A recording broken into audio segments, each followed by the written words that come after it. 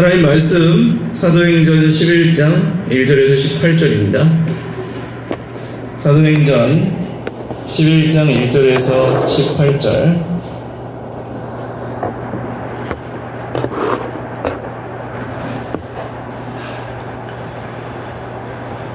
한 목소리로 같이 읽겠습니다. 시작. 유대에 있는 사도들과 형제들이 이방인들도 하나님의 말씀을 받았다함을 들었더니 베드로가 예루살렘에 올라갔을 때 할례자들이 미난하여 이르되 내가 무할례자의 집에 들어가 함께 먹었다 하니 베드로가 그들에게 이 일을 차례로 설명하여 이르되 내가 요파시에서 기도할 때에 황홀한 중의 환상을 보니 큰 보자기 같은 그릇이 내 귀에 매어 하늘로부터 내려 내 앞에까지 드리워지거늘 이것을 주목하여 보니 땅에 네 발 가진 것과 들짐승과 기는 것과 공중에 나는 것들이 보이더라. 또 들으니 소리 있어 내게 이르되 베드로야 일어나 잡아먹으라 하거늘 내가 이르되 주님 그럴 수 없나이다. 속되거나 깨끗하지 아니한 것은 결코 내 입에 들어간 일이 없나이다 하니 또 하늘로부터 두 번째 소리 있어 내게 이르되 하나님이 깨끗하게 하신 것을 내가 속되다고 하지 말라 하더라.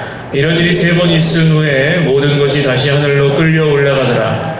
마침 세 사람이 내가 유숙한 집 앞에 서 있으니 가이사랴에서 내게로 보낸 사람이라. 성령이 내게 명하사 아무 의심 말고 함께 가라 하시매 이 여섯 형제도 나와 함께 가서 그 사람의 집에 들어가니 그가 우리에게 말하기를 천사가 내 집에 서서 말하되 내가 사람을 요파에 보내어 베드로라 하는 시몬을 청하라. 그가 너와 내 온 집이 구원받을 말씀을 내게 이르려 함을 보았다 하거늘 내가 말을 시작할 때 성령이 그들에게 임하시기를 처음 우리에게 하신 것과 같이 하는지라. 내가 주의 말씀에 요한은 물로 세례를 베풀었으나 너희는 성령으로 세례를 받으리라 하신 것이 생각났노라. 그런즉 하나님이 우리가 주 예수 그리스도를 믿을 때에 주신 것과 같은 선물을 그들에게도 주셨으니 내가 누구에게 하나님을 능히 맡겠느냐 하더라. 그들이 이 말을 듣고 잠잠하여 하나님께 영광을 돌려 이르되 그러면 하나님께서 이방인에게도 생명 얻는 회개를 주셨도다 하니라. 아멘. 할렐루야. 네, 오늘 하나님이 하시는 일을 인정하라는 제목으로 하나님 말씀 증거하겠습니다. 하나님이 하시는 일을 인정 안 하는 분이 여기 어디 있겠어요? 하나님이 하시는 일을 우리가 다 인정하니까 여기에 나와서 기도도 하고 예배도 드리고 하는 건데, 근데 조금 바꿔서 생각해 보면 우리가 이렇게 나와서 예배도 하고 기도도 하는 사람들이지만 정말 하나님이 하시는 일을 늘 인정하느냐 라고 한다면 그렇지 않을 때도 많이 있습니다. 오늘 왜 그런지, 그리고 그러면 우리가 어떻게 해야 하나님이 하시는 일을 인정하고 더 많이 인정하게 되고 또 하나님이 하시는 일들을 정말 경험하면서 할 수 있는지 말씀을 통해서 같이 묵상하려고 하는데요. 고넬료의 집에서 있었던 일은 몇 주 동안 나누었는데 기억하시죠? 베드로가 오늘 요약해서 설명한 내용에도 다시 반복이 되었지만 베드로가 배가 고파가지고 지붕에 올라가서 기도를 하고 있는데 꿈을 꿨죠. 하늘에서 보자기 같은 큰 그릇이 내려오는데 그 속에 율법에 따르면 먹지 말아야 될 짐승들이 잔뜩 들어 있었습니다. 그걸 잡아먹으라 베드로야. 음성이 들려서 주님 그럴 수 없습니다. 내가 이런 더러운 것은 한 번도 먹어본 적이 없습니다. 이렇게 세 번 하고 나서야 그릇이 하늘로 올라갔는데 이 환상이 도대체 무슨 뜻인가 하고 생각하는 도중 누가 베드로를 찾아왔어요. 그 집으로. 그래서 우리는 고넬료라는 분의 부하인데 고넬료가 천사의 음성을 듣기를 이 요바에 있는 무도장이 시몬의 집에 가면 베드로라는 사람이 있을 텐데 그를 청해서 하나님 말씀을 들어라. 그래서 우리가 부르러 왔습니다. 그랬더니 베드로가 성령께서 또 말씀하시는 걸 듣고 성령이 야 의심하지 말고 함께 가라 하는 얘기를 듣고 그 고넬료 집으로 갔어요. 갔더니 고넬료만 있는 게 아니라 고넬료 식구들, 가족들, 친척들, 이웃들 다 모아가지고 이 로마 사람들이 베드로 한 명을 기다리고 있는 겁니다. 베드로가 들어가자마자 무릎을 꿇고 절하면서 오셨냐고 우리에게 말씀해달라고. 베드로가 나도 사람이 있다 일어나십시오 하면서 내가 나를 왜 불렀는지 얘기해 보십시오 그랬더니 고넬료가 저도 기도하던 중에 환상에 하나님께서 베드로를 청하라고 하셔서 그것만 듣고 그냥 오시라고 했습니다. 우리에게 이제 말씀해 주십시오. 베드로가 거기서 이제 예수님을 전했고 말이 끝나기도 전에 성령이 그 집에 있던 모든 사람들에게 내려왔습니다. 그리고 이제 이 모든 사람들이 예수님을 믿었으니 세례를 주자 하고 세례를 주고, 고넬료의 집에서 일어났던 사건이 그런 사건이었어요. 근데 이 사건이 특별한 이유는 뭡니까? 고넬료가 어디 사람이에요? 유대인이 아니라 로마 사람이었다는 겁니다. 이방인이에요.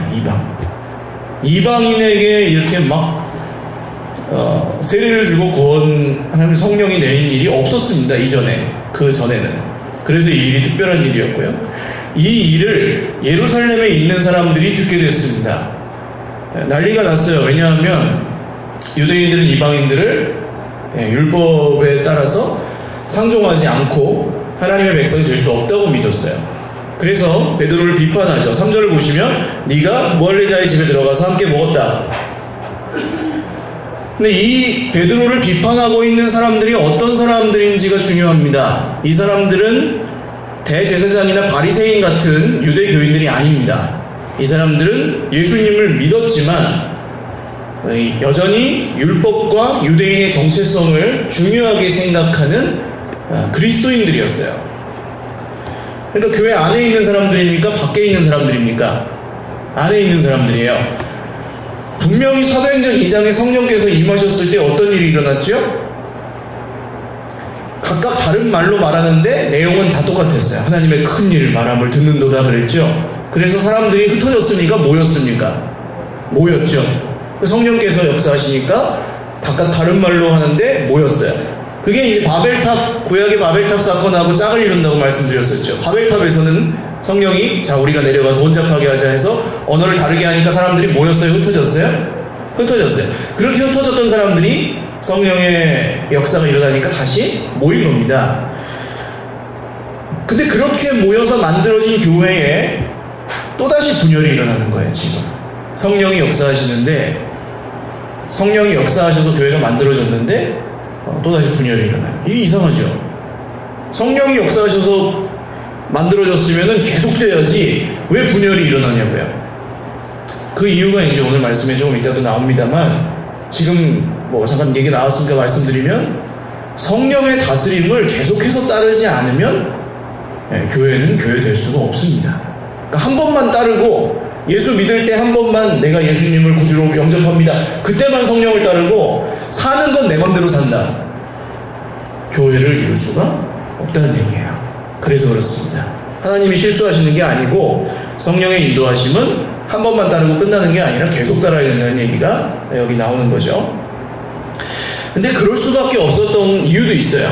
왜 이렇게 분열이 있느냐? 그 당시 유대 사회는 아주 불안정했습니다. 우리나라 일제시대 때 어땠어요? 우리 선조들이 사시기가 호락호락하고 쉬웠어요? 아니면 어려웠어요? 어려웠죠?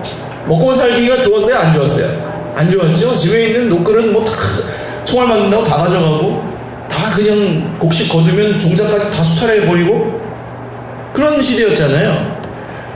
근데 독립운동하는 분들이 있었어요? 독립운동하는 분들이 야 일본 사람이 우리랑 같이 한다 그러는데 껴줄까 말까? 이거 고민이 돼야 안 돼요? 고민되죠. 아니 중국 사람은 껴줄 수 있지만 같이 일본에게 당하니까 일본 사람은 껴줄 수 있어요? 없어요? 없죠. 그래서 고민하는 겁니다. 지금 이때 이 사람들의 믿음은, 유대인들의 믿음은 그냥 단순히 지금 우리처럼 기독교냐 불교냐 이런 게 아니고 자기들의 지금 민족 정체성과 민족의 생존과 관련된 문제였기 때문에 로마 사람을 껴줄 거냐. 고넬료가 어디 사람이에요? 로마 사람이잖아요. 로마 백부장, 로마 군대에 있는 사람이에요. 여차하면 우리가 한판 붙어가지고 이겨야 되는 사람들이 고넬료잖아요. 그래서 지금 이런 결과가 나타난 거죠. 우리는 어떻습니까? 그러면 우리는 다 같이 예수님을 믿지만 사소한 것부터 큰 것에 이르기까지 생각이 다를 때가 있어요? 없어요? 옆에 분들 한번 보세요. 나랑 똑같이 생겼어요? 다르게 생겼어요? 다르게 생겼잖아요. 그래서 달라요. 다를 수밖에 없어요. 아무리 사랑해도 다른 점이 있습니다. 서로 말하는 방식이나 생각하는 방식이 다를 수가 있어요. 그러니까 의사소통에 오해가 생기죠. 나는 이렇게 말했는데 저 사람은 이렇게 듣지 않고 저렇게 들어버리는 거예요. 그러면 오해가 생겨가지고 야 나를 싫어해가 저러는구나 이런 생각들을 하게 되고 그런다고요.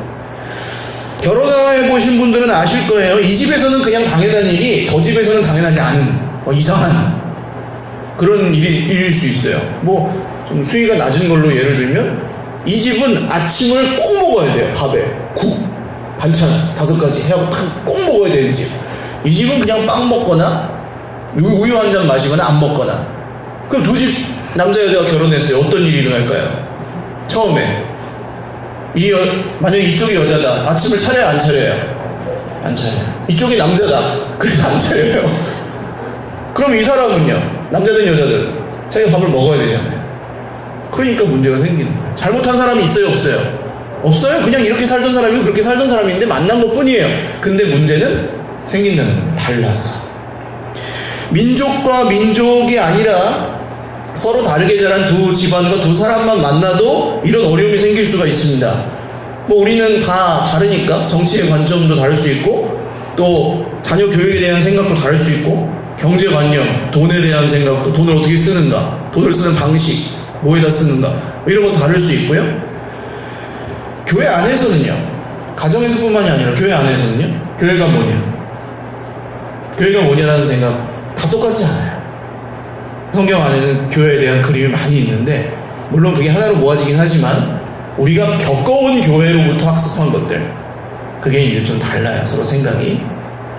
믿음은 뭐야? 믿음은 뭐냐? 이런 생각이 다를 수 있습니다. 믿음은 뭐냐? 어떤 분은 죽은 다음에 천당 가는 게 믿음이다. 그렇게 생각하실 수도 있고 어떤 분은 그렇지 않다라고 해요. 그게 전부는 아니다라고 생각하실 수도 있어요. 하나님이 주시는 복이 뭐냐? 어떤 분들은 이 세상에서 잘 되는 것 그런 게 하나님 주신 복이다. 그렇게 생각하실 수도 있고 어떤 분들은 아니다. 그게 전부는 아니다. 그렇게 생각하실 수도 있어요. 근데 이거는 다른 겁니다. 다른 거하고 틀린 거하고 다른 거 아시죠? 틀린 게 아니고 다른 거예요. 그러니까 조금 덜 아직 몰라서 그럴 수도 있고 지금까지 잘못 가르침을 받거나 잘못 경험해서 그럴 수도 있고 근데 생각을 해보시면 어떤 사람이 뭔가를 처음부터 완벽하게 아는 사람이 있습니까? 없죠? 예수님 믿자마자 뭐 성경에 대해서 다 통달하신 분이 있어요? 여기에? 없습니다. 그럼 성경을 다 통달해서 구원을 받으신 분이 혹시 있어요? 없습니다. 저는 나름대로 그래도 성경을 다루는 사람이지만 더 많이 묵상하는 사람이지만 저도 성경을 통달하지 못했어요. 뭐 외우기는커녕 뜻도 다 알지 못합니다. 그래서 구원받은 게 아니죠. 그러니까 우리는 사실 몰라요. 다 정도의 차이가 조금 있을 뿐이지. 그렇다면 서로 이 달라서 생기는 이런 갈등이나 문제들이 있을 때 우리는 어떻게 그런 갈등과 문제를 봐야 될까요? 또 특히 예수 믿는 형제 자매들끼리 이런 생각의 차이가 생기고 오해가 생기고 할 때 어떻게 해야 될까요? 이것은 우리가 교회를 이루어가는 데도 굉장히 중요한 일이고 또 누군가와 함께 살아가려면 그러니까 혼자 사실 거 아니죠. 무인도에 가서 혹시 살고 싶으신 분 없으시죠? 저도 싫어요 그런 건. 같이 더불어서 함께 살아가기 위해서는 이런 원리들, 영적 원리들을 좀 잘 알아야 될 것 같아요. 첫 번째로 3가지로 좀 나눠서 얘기를 드리려고 하는데 첫 번째로 살펴야 되는 게 있습니다. 이런 갈등이 일어났을 때 내 속에 미움이 일어나는지 미움과 분노와 화가 일어나는지를 잘 살피셔야 됩니다. 어떤 분들은 보통 화가 많은 분들은 내가 틀려서 화가 날까요? 옳아서 화가 날까요? 옳아서 화가 납니다. 내가 옳은데 그거 안 통하니까 그때 화가 나는 거거든요. 내가 맞는데 알아주질 않으니까 화가 나는 거거든요. 그 막 울분이 쌓여가지고 그 울분이 이제 쌓이다 어쩔 수 없이 그냥 끝까지 차면 어떻게 돼요? 어떻게 될까요? 화를 내겠죠? 뻥 터지면서 그냥 막 쏟아내겠죠. 근데 내가 옳으니까 이렇게 원망하고 불평하고 화를 쏟아내도 괜찮다. 괜찮아요? 근데 어쩔 수 없으니까 그러는 거예요. 참을 수 없을 정도로 쌓여가지고. 그렇게 근데 이제 그게 잘못됐냐 잘됐냐 이런 거는 사실은 속에 쌓아놓고 아닌 척 하면서 그냥 이렇게 미워하는 그런 거나 막 쏟아내가지고 미워하고 그런 거나 똑같아요. 이 속에 미움이 있는 것.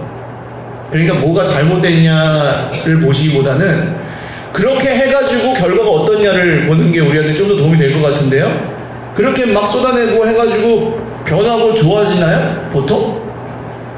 내가 옳아요? 내가 옳아가지고 너무 그게 꽉 차가지고 확 그냥 막 해냈어요. 그럼 좋아져요? 안 좋아져요?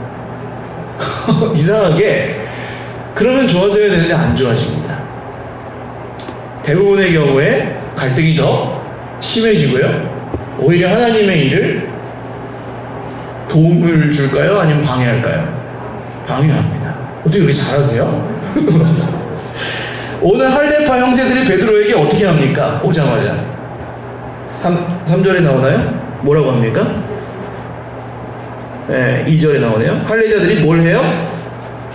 비난하여 비난합니다. 비난은 책망, 손가락질, 욕하는 거죠. 그러니까 이건 미움을 담아서 하는 지적질이죠. 그러면 어떻게 해야 되느냐?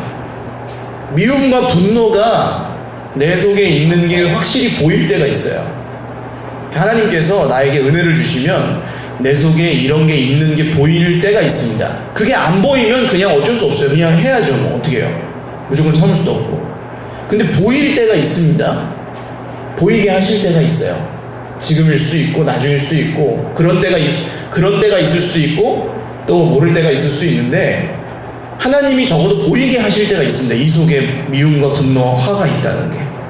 그러면 그때는 어떻게 하셔야 되냐 하면은 조금 있다가 말씀하셔야 돼요. 기다리셔야 돼요. 먼저 말하지 말고 기다리셔야 돼요.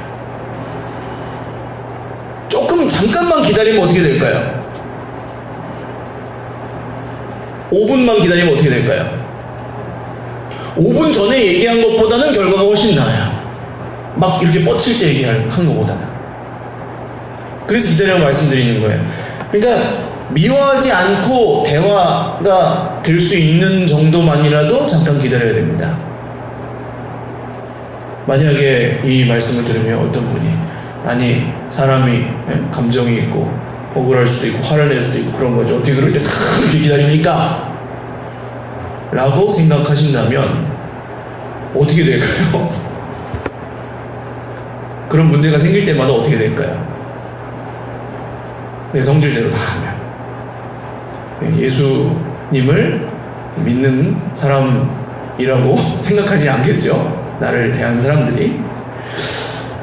왜냐하면 내가 성격이 좀 뭐 급할 수도 있고 뭐 성격이 좀 온유할 수도 있고 그건 사람마다 좀 달라요. 그것도 다른 거예요.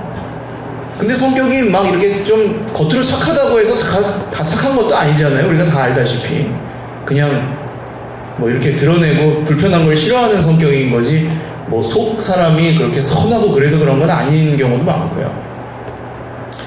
근데 문제는 뭡니까? 성격이 어떻든 내가 주 예수님을 믿어서 변하고 싶은가? 달라지고 싶은가? 변화되기를 원하는가? 하나님의 다스림을 받고 싶은가? 그게 문제입니다. 변화되지 않는 그리스도인은 사실 기쁠 수가 없어요. 예수 믿으면서. 예수님이 나를 변화시켜 주시는 게 기쁜 거거든요. 예수님 믿을 때 예수님이 정말 내 인생에 새로운 일을 행하시는 것들을 매일매일 경험하잖아요. 우리가. 할렐루야. 그런 게 우리 기쁘게 하죠. 경험이죠. 경험. 예수님을 경험하는 거죠. 난 예수는 믿지만 계속 내 성질대로 살 거야. 그러면요. 그럼 문제가 계속될 뿐입니다. 오늘 베드로라는 분이 나오죠. 베드로가 원래 성격이 어땠습니까? 예수님 잡으러 오니까 어떻게 했어요? 예수님 잡기도 전에 칼을 슉 해가지고 그냥 어떻게 했어요? 귀를 잘라버렸잖아요. 성격이 급해요? 아니면 허허 이렇게 그래요. 급한 사람이에요. 폭급한 사람이에요. 베드로는. 근데 오늘 어떻습니까? 이 베드로가 원래는 시비 걸면 어떻게 하는 사람이에요?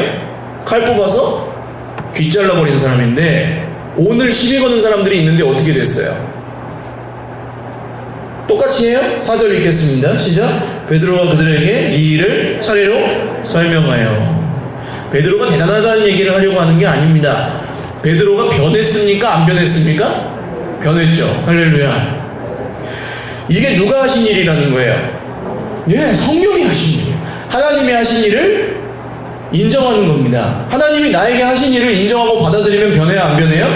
변해요. 그게 하나님이 하신 일이에요. 인정을 많이 할수록 많이 변하는 줄 믿으시길 바랍니다.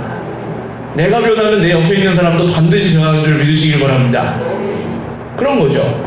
하나님이 나를 바꿔주시라고 기도를 하고, 하나님 내가 행복하고 기쁘게 살게 해주세요 라고 기도를 하면 들어야 돼요. 말씀하시면. 기도는 기도대로 하고 말씀에는 불순종하고 내 성질대로 살고, 그러면 늘 갈등과 문제가 생길 수밖에 없습니다. 두 번째로는 내 입이 말할 때 내 입술의 주어를 잘 살피셔야 됩니다. 주어가 중요해요. 지난주에도 말씀드렸지만 우리가 전도를 잘 못한다고 할 때 그 이유가 뭡니까? 다른 것들을 많이 말하면 예수님을 말할 시간이 없는 거예요. 사람은 자기가 좋아하는 걸 말하게 되어 있고 자기가 많이 가장 사랑하는 것을 섬기게 되어 있기 때문에 그렇습니다. 오늘 베드로는 예루살렘에 들어가면 교회에서 뭐 이런 건 없지만 서열로 따지면 몇 위쯤 될까요? 베드로가 예루살렘 교회에서 서열 몇일까요? 1위죠? 수제자였잖아요. 그러면은 서열 1위면 권위로 찍어 누를 수 있습니까? 없습니까? 있죠. 야, 아무 말도 하지 마. 야, 베드로야? 왜? 이렇게 할 수 있다고요.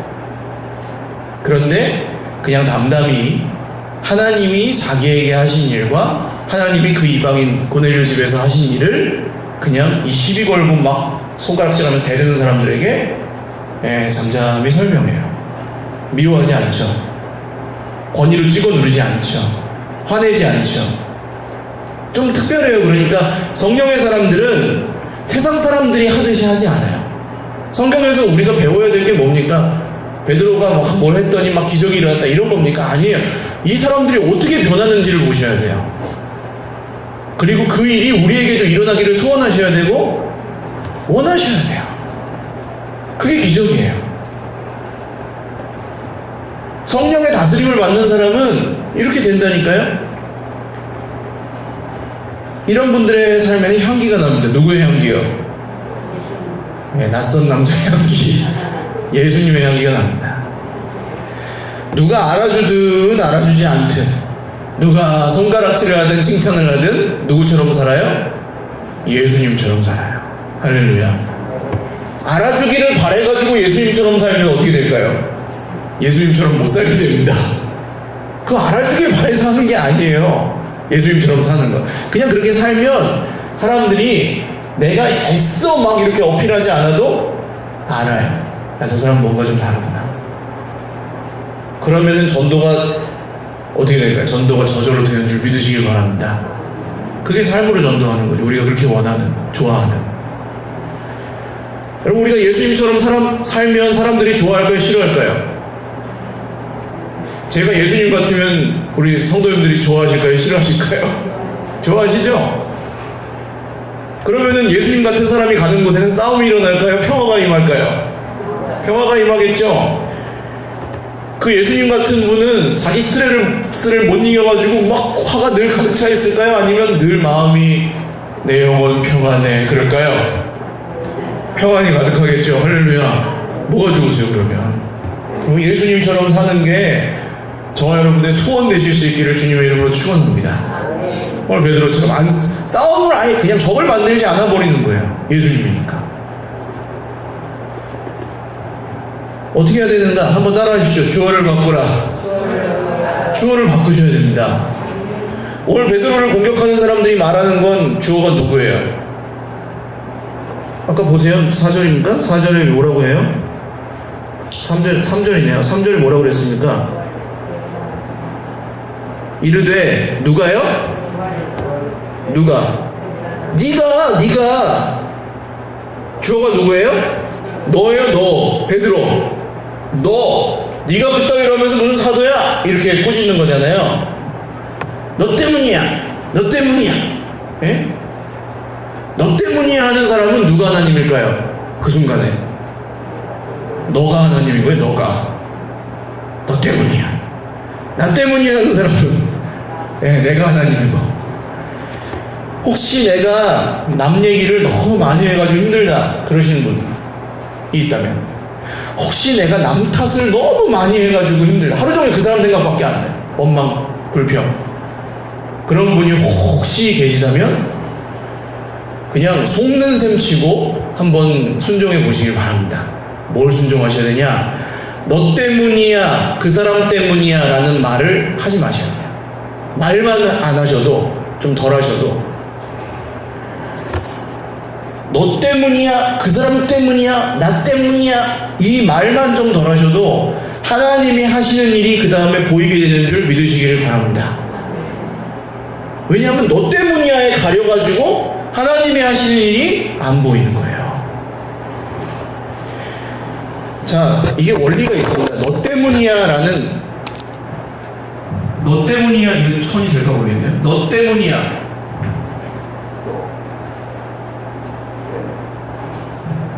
너 때문이야 라는 말 뒤에 좋은 말이 붙을 수가 있어요, 없어요? 너 때문에 망했다, 너 때문에 상처받았다, 너 때문에 안 될 것이다, 뭐 이런 얘기가 붙죠. 너 때문에. 근데 더 중요한 건 뭐냐 하면 똑같아요. 그 사람 때문에 안 되는 거야. 그 사람 때문에 상처 입었어. 그 사람 때문에 내가 불행해.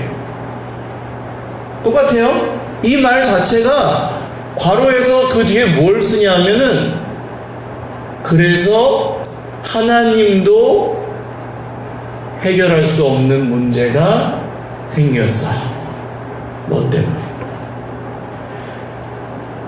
그런 얘기죠. 내가 그걸 계속 묵상하고 있는 거야. 그리고 네가 나한테, 그 사람이 나한테 그렇게 해가지고 예수님도 용서를 못할 죄가 너에게 있어요, 없어요? 있어 라는 얘기를 하는 거예요. 너 때문이야 라는 말 한마디에 이런 뒤에 이런 부대의 여구가 붙는 겁니다. 아무리 그래서 원망하고 불평할 이유가 100가지가 돼도 입 밖으로 나오지 않는 것이 저는 변화의 시작이라고 생각을 해요. 그래서 주어를 바꾸셔야 돼요. 오늘 베드로는 자기가 공격을 당하고 있는 상황에 자기를 변호하지 않고 그냥 담담하게 하나님이 하신 일을 설명합니다. 하나님이 하신 말씀과 하나님이 하신 일을 그냥 얘기해요. 자, 그랬더니 어떻게 됩니까? 마지막 줄, 아까 읽었던 몇 절입니까? 우리 18절 같이 읽겠습니다. 시작. 그들이 이 말을 듣고 잠잠하여 하나님께 영광을 돌려 이르되, 그러면 하나님께서 이방인에게도 생명 얻는 회개를 주셨도다 하니라. 아멘. 어떻게 됐어요? 계속 싸움이 계속됩니까? 아니면 평화가 임했습니까? 평화가 임했어요. 물론 이게 항구적이고 영원한 평화는 아니었어요. 이후에도 뭐 문제가 생기지만, 어쨌든 주어를 바꿔서 하나님의 하신 일과 하나님에 대해서 말하는 사람, 싸우지 않고 미워하지 않고, 그 사람을 통해 그 말씀을 듣는 사람들의 주어도 바뀌는 거잖아요. 할렐루야. 믿음의 말은 믿음을 불러오는 겁니다. 여러분, 그런 은혜가 저와 여러분에게 있으시기를 주님의 이름으로 축원합니다. 세 번째로, 마지막으로 보셔야 될 것, 그럴 때, 그 갈등이 생기고 어려울 때, 내 마음이 힘들 때, 그때 말씀을 들으시잖아요. 우리는 기본적으로 예수님을 믿으니까 말씀을 계속 듣거든요. 적어도 일주일에 한 번은. 뭐 더 열심히 듣고 자주 듣고 그건 관두고 그냥 일주일에 한 번이라도 우리가 말씀을 듣는데, 그때 우리 마음이 어떤지를 살피셔야 돼요. 말씀을 들으면서, 자, 설교를 들어요. 야, 저 설교는 오늘 내 남편이 지금 들어야 되는데, 옆집 영수 엄마, 순이 엄마가 들어야 되는데, 이러고 있으면요, 지금 말씀이 제대로 뿌리를 내리고 있는 거예요? 아닙니다. 말씀을 들으면서 아, 저게 참 내 얘기구나 하면 그게 회개죠. 할렐루야.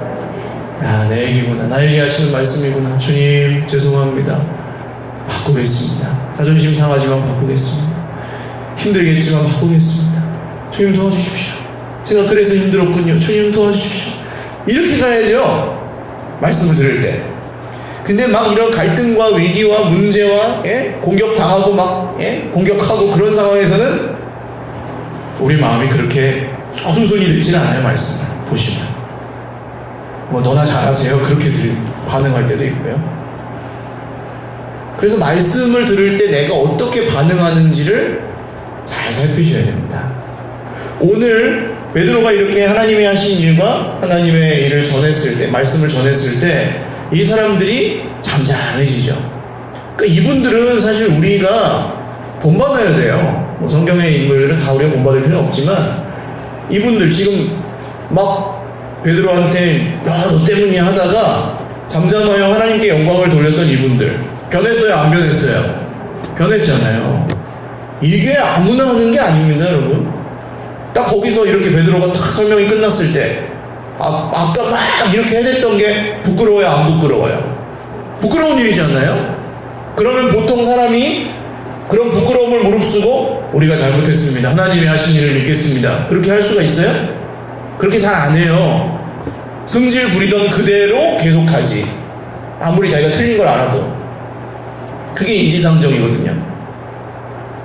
근데 성령께서 다스리는 사람들, 예수님을 구주로 영접한 사람들의 특징 뭡니까?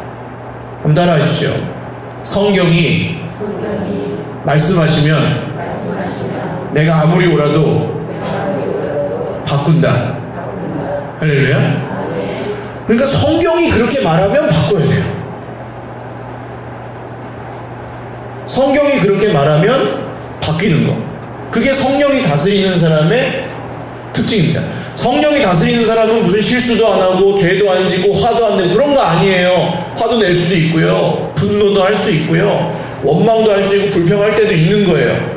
근데 문제, 정말 중요한 거 하나. 그게 뭐예요? 하나님이 말씀하시면 바꾼다는 거예요. 할렐루야.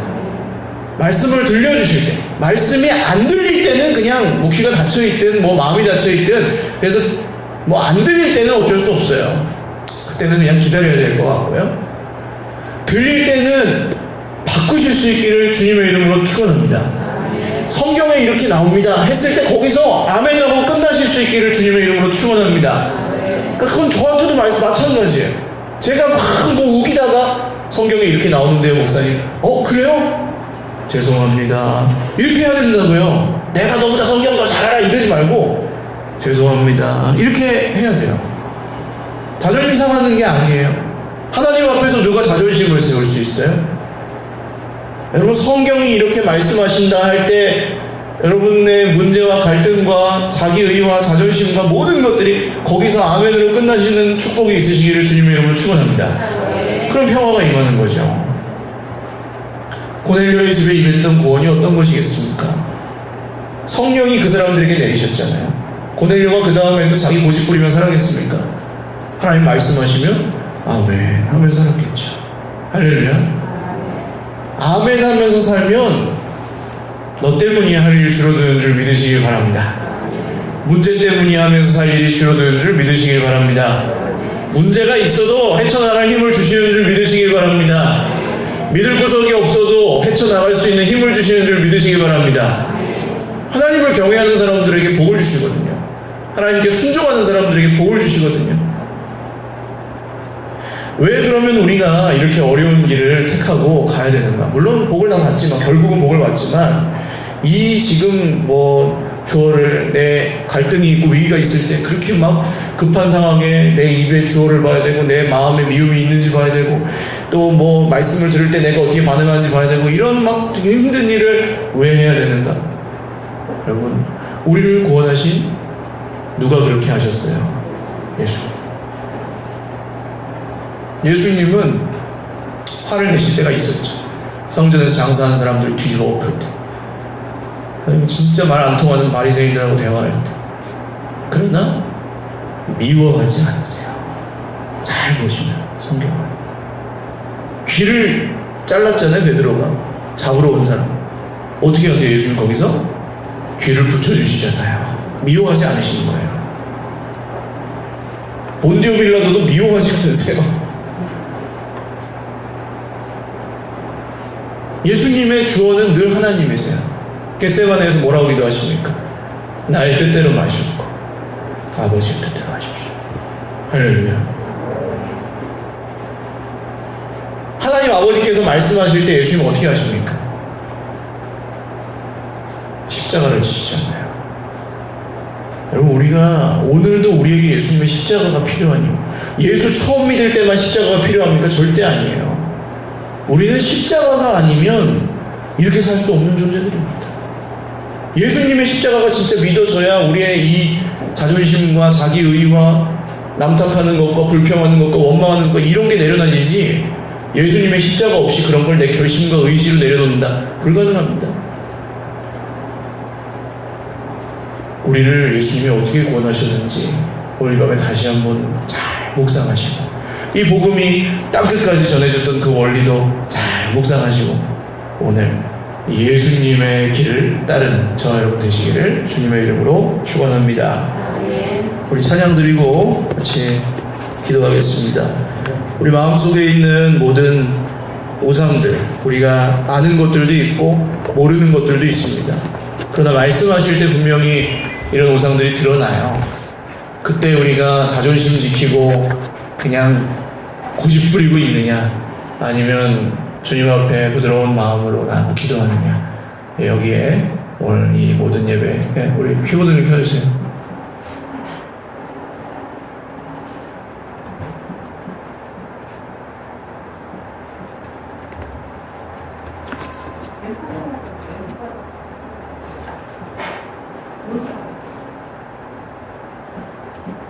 네, 우리 그냥 찬양하죠. 내가 주인 삼은 모든 건 내려놓고, 내가 주인 삼은 모든 건 내려놓고, 내 주 대신 주 앞에 나가, 내가 사랑했던 모든 건 내려놓고, 주님만 사랑해.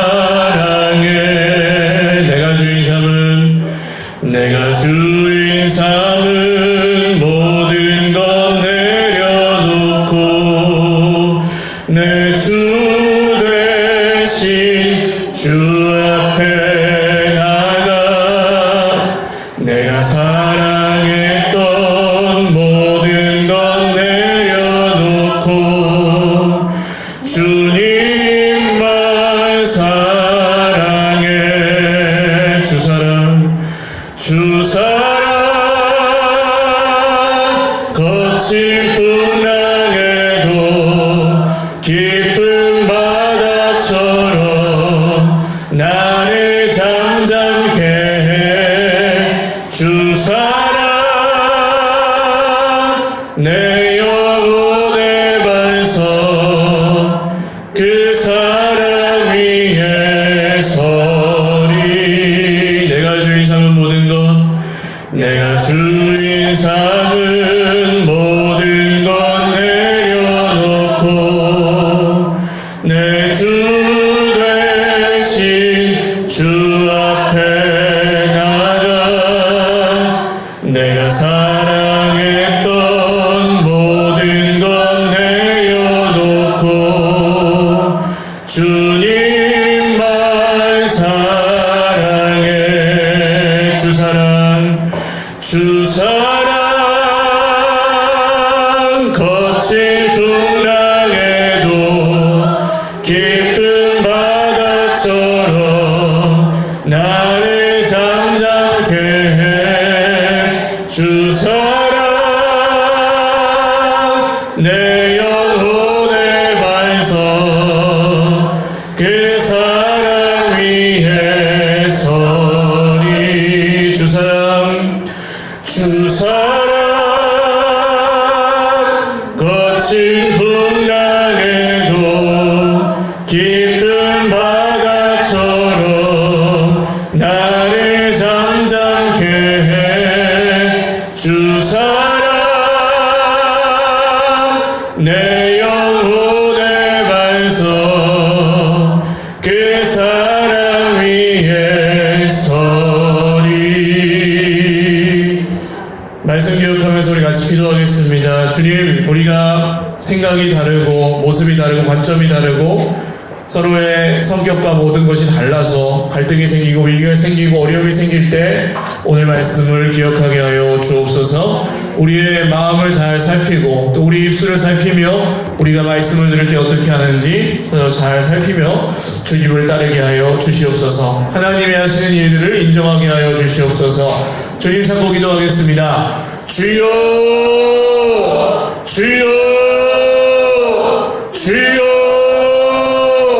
하나님 아버지 감사합니다. 오늘 이 밤에 우리에게 주님이 은혜를 주실 때에 하나님 그 어떤 것도 주님이 주시는 은혜를 빼앗아갈 수 없는 줄을 믿습니다. 그 어떤 방해도 그 어떤 문제도 그 어떤 사랑도 그 어떤 일도 주님이 주신 은혜를 빼앗아갈 수 없는 줄로 믿습니다. 하나님이 오늘도 하시는 일을 인정하고 하나님께서 오늘도 우리 속에 하시는 일들을 신뢰합니다. 주님, 먼저 주님이 이렇게 연약하고 부족한 제 속에 말씀하여 주실 때에 주님 자존심을 버리고 자기 의를 버리고 억울함을 버리고 분노를 버리고 하나님의 말씀에 순종할 수 있도록 은혜 베풀어 주시옵소서. 하나님, 여러 가지 이유로 문제가 생기고 갈등이 생길 수 있지만 그때에도 주님 우리에게 말씀하실 때 나에게 주시는 주님의 말씀으로 듣고 순종할 수 있는 은혜를 허락하여 주시옵소서. 우리의 연약함을 긍휼히 여기시고 성령께서 우리를 다스리시기를 원합니다. 하나님이 하나님 되심을 알고 하나님이 하시는 일들을 인정하고 더 많이 신뢰할 때에 우리 인생 가운데 하나님이 하시는 일들이 더 많이 보일 줄로 믿습니다. 마음 가운데 미움과 분노가 일어날 때 우리가 잘 살피게 하시고 하나님 우리 입술의 주어가 누구인지를 또한 잘 살피게 하여 주시옵소서. 하나님이 하신다고 말하고 하나님께서 하셨다고 말했다면 거기서 아멘으로 끝날 수 있게 하여 주시고 말씀하실 때 성경이 그렇게 말씀하실 때 하나님 거기서 우리가 아멘하고 거기서 다른 또를 붙이지 않도록 성경이 그렇게 말씀하셔도 그래도 이건 안 된다고 하지 않도록 주님 우리의 입술을 주관하여 주시옵소서. 하나님이 하신 일을 들었을 때에 거기에 도달지 않게 하여 주십시오. 하나님이 하신 일을 들었을 때 하나님의 말씀을 들었을 때 주님 거기에 우리의 생각과 기준을 덧붙이지 않게 하여 주시옵소서. 하나님이 하신 일들을 신뢰합니다. 하나님이 오늘도 하시는 일들을 인정합니다. 성령이 제 속에 계심을 믿습니다. 성령이 우리 위에 계심을 믿습니다. 주님 오늘 이 밤에도 하실 일이 있어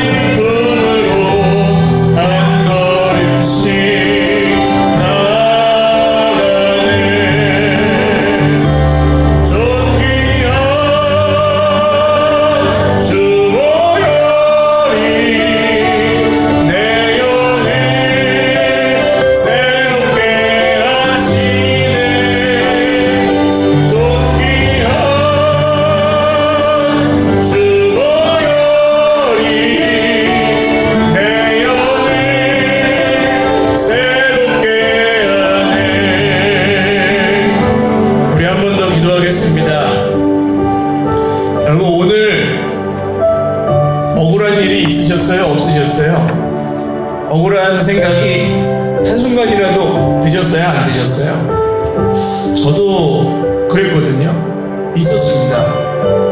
아우, 내가 무슨 영화를 보겠다고 이 고생을 하고 있나, 이런 생각 우리가 하면서 산다고요. 근데 묵상해보면 아담과 하와 때부터 그랬어요. 아담아, 네가 왜 먹지 말라고 한 그 열매를 먹었느냐?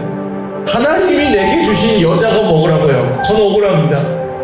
야, 저 하나님이 나한테 주신 여자가 먹으라 그래가지고, 여자야, 그럼 넌 왜 먹었느냐? 뱀이 저한테 먹으라 그래가지고, 저는 억울합니다. 하나님, 우리는 불순종하면서 명백하게 우리가 틀렸을 때도 억울해할 수 있는 사람들인 거예요. 아담과 하와의 후예라서. 그리고 그 억울함이 저를 죽이고 있다는 것을 언젠가부터 발견했습니다. 아, 이 억울함이 나를 죽이는구나. 억울할 때 내가 하나님이 되고, 억울할 때 나를 억울하게 만드는 그 사람을 하나님으로 섬기고 있구나. 그 사람 생각만 하니까요. 내 생각만 하니까요. 주님, 우리 속에 이 억울함이 풀리고 하나님이 하시는 일을 보게 하여 주시옵소서.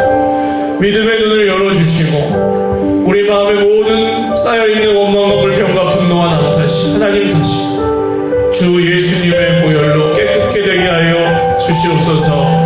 우리 주님 한 번 부르고 기도하겠습니다. 주여, 하나님 아버지, 주님을 의지합니다. 우리 속에 있는 억울함이 있습니다. 우리 속에 있는 분노가 있습니다. 우리 속에 있는 울분이 있고, 우리가 그렇지 않은 데로 가면 수 있는 것도 있습니다. 주님, 오늘도 주님의 십자가가 필요합니다. 오늘도 십자가의 주님만이 우리의 구원이십니다. 이런 억울함을 이 세상에서 풀 길이 없는데 주님은 나보다 훨씬 더 억울하심으로 나를 구원하셨습니다. 억울한 일을 당하셨지만 변명하지 않으셨고, 억울한 죽음을 당하셨지만 마당하지 않으셨고, 그 가운데에도 하나님이 하신 일을 인정하며 세상에 있는 자기 사람들을 사랑하시되 끝까지 사랑하셨습니다. 주님, 우리도 주님이 가신 그 길, 십자가의 길을 따라갈 때에 우리 속에 자기 의가 묻어지고 하나님의 의 예수 그리스도만 사시도록, 내 안에 내가 사는 것이 아니고 그리스도께서 사시도록 주여, 오늘 이 밤에 우리에게 역사하여 주시옵소서. 주여, 오늘 이 밤에 우리의 마음을 바꾸어 주시옵소서. 주여, 오늘 이 밤에 우리의 입술을 바꾸어 주시옵소서. 주여, 오늘 이 밤에 우리의 눈을 바꾸어 주시고 우리의 듣는 귀를 바꾸어 주시고 우리의 속사람을 바꾸어 주시옵소서. 우리 한 번 더 기도하겠습니다. 하나님이 하신 일을 인정하는 것과 다른 사람을 사랑하는 것은 너무나 밀접한 관계가 있습니다. 예수님이 자기 핏값으로 구원하신 내 형제, 내가 미워하고 있으면 하나님이 하신 일을 인정 안 하는 겁니다. 주님, 나랑 갈등이 있는 그 형제, 나랑 생각이 다른 그 형제, 나를 힘들게 하는 그 형제가 있지만 나를 주님이 핏값으로 구원하셨듯이 그 형제도 핏값으로 구원하여 주셨습니다. 하나님이 하신 일을 믿습니다. 주 예수님이 십자가에서 이루신 구원을 믿습니다. 그래서 사랑하겠습니다. 믿음으로 사랑하며 살겠습니다. 갈등을 뛰어넘는 하나님의 평강을 성령 안에서 누리며 화평케 하는 자가 되겠습니다. 주님, 나를 사용하여 주시옵소서. 내 마음에 주님의 사랑으로 충만케 하여 주시옵소서. 다시 한번 주님 찾고 기도하겠습니다. 주여, 하나님 아버지, 사랑으로 충만한 사랑의 사람이 되게 하여 주시옵소서. 하나님, 넉넉한 마음이 있게 하여 주시옵소서. 주님이 나를 받아주신 것처럼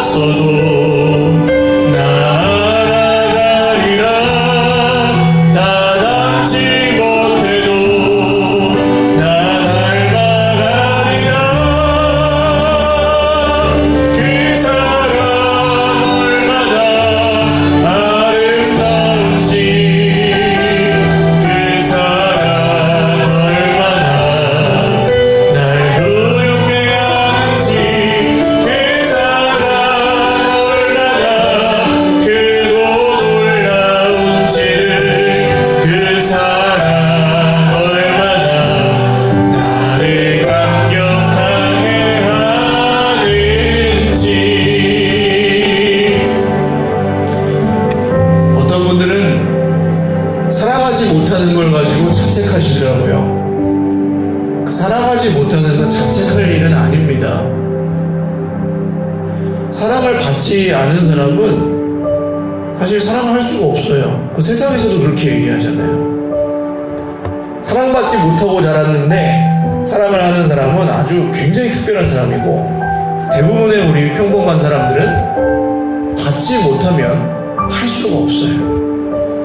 그래서 자책하실 일이 아닙니다. 주님, 제가 사랑을 못해서 죄송합니다, 이렇게 하실 일이 아니에요. 그럼 어떻게 해야 되느냐?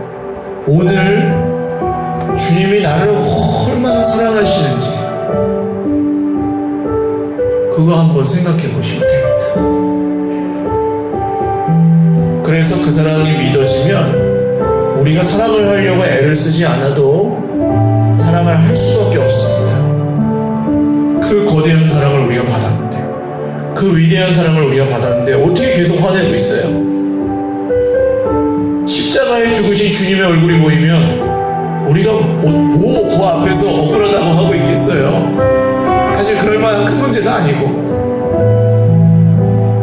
보좌 우편에 지금도 나를 위하여 간구하시는 주님의 그 음성이 나에게 들리면 우리가 오늘 힘들긴 하지만 다시 살 힘이, 살아갈 힘이, 넉넉함이 생기지 않겠습니까? 주님, 오늘 주님이 나를 얼마나 사랑하시는지, 주님이 우리를 얼마나 사랑하시는지 이 기도의 자리에서 더욱 믿기를 원하고 더욱 알기를 원합니다. 그 사랑을 풍성히 알고 그 사랑을 영원에는 하나님의 사랑으로 살기를 원합니다. 주여, 우리에게 함께하여 주시옵소서. 다시 한번 기도하겠습니다. 주님, 우리를 사랑하시는 그 사랑을 인하여 감사합니다. 주님께 영광 돌립니다. 어떻게 이렇게 연약하고 이렇게 부족하고 이렇게 죄 많고 이렇게 스스로 하나님되어 살아가는 우리를 저를 불쌍히 여기셔서 이렇게 살아가시고 이렇게 죽기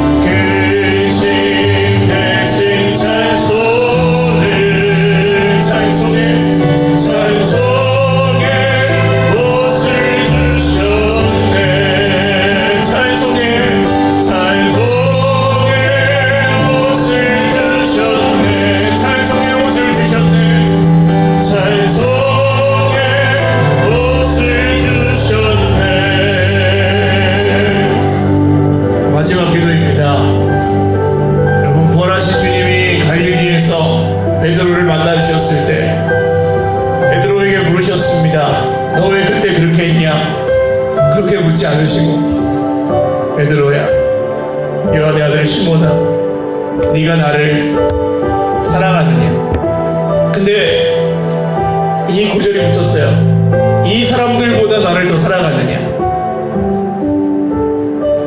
이 사람들이 누굽니까? 베드로의 형제들, 제자들이었잖아요. 우리 예수님의 12제자들. 한 놈은 배신하고 자살했고,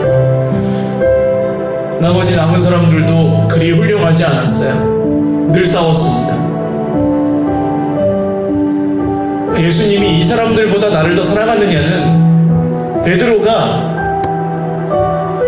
이 사람들을 예수님보다 뭐 이렇게 섬기고 의지하고 그런다는 뜻이 전혀 아닙니다. 베드로야, 너 이렇게 형편없는 너의 형제들, 도저히 형제로 지낼 수 없는 네 옆에 있는 사람들, 그 사람들보다 나를 더 사랑하니? 아, 당연하죠, 주님. 내가 얘네들보다 주님을 더 사랑하죠. 그래? 그러면 내 양을 먹이라. 네가 진짜로 나를 더 사랑하면 너를 힘들게 하는 그 사람도 사랑하는 거다. 네가 진짜로 그 사람보다 나를 더 사랑하면 너랑 생각이 다른 그 사람도 사랑할 수 있는 거다. 네가 진짜로 그 사람보다 나를 사랑한다면 너는 그 사람이 너를 사랑해 주지 않아도 사랑할 수 있는 거다. 베드로가 이 말씀을 듣고 이렇게 변한 거 아닙니까? 주님, 우리도 내 옆에 있는 사람들보다 주님 더 사랑합니다. 요한이 그래요. 누구든지 하나님을 사랑한다고 하면서 형제를 미워하면 그는 거짓말하는 자예요. 주님을 사랑하고 내게 주신 형제를 사랑하겠습니다. 그 한 사람, 내가 품지 못하고 용납하지 못하는 그 한 사람 사랑하며 주님의 사랑이 어떤 것인지 배우겠습니다. 내가 탓하고 원망하였던 그 한 사람 사랑하기를 시작하며 주님이 나를 위해 베푸신 그 큰 사랑을 배워가기 시작하겠습니다. 주여, 사랑하게 하여 주시고 사랑으로 시작하여 사랑으로 끝나는 우리의 인생 되게 하여 주시옵소서. 사랑으로 시작하여 사랑으로 끝나는 교회 되게 하여 주시옵소서. 사랑으로 시작하여 사랑으로 끝나는 우리의 가정 되게 하여 주시옵소서. 마지막으로 주님